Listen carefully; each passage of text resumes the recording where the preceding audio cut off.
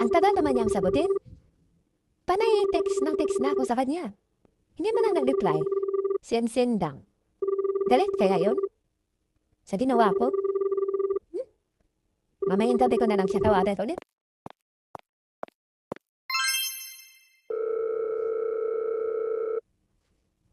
Ano ba yan?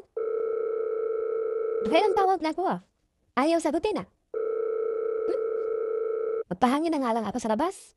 Doon ko na lang siya pang tiyagaang tawagan. Hello?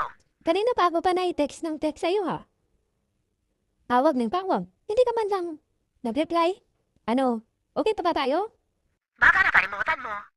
Yung pinagdadalawa mo sa amo ko? Tinitext mo pa talaga siya, ha? Pinapahiya mo ako? Muntik na nga akong matandar sa trabaho? Sa pinagdadawa mo?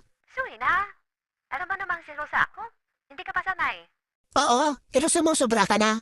Ano bang dapat kong gawin? Tara, patawarin mo na ako. Sige, patatawarin lang kita. Kapag hindi mo na ginamit ang mga letrang A, I, O, U. Jibi kiniminhin? Siring, hip na meaning. Tinipigili ni Sikin? Sikin, tini. Nidirikin, in miniti. Sikin.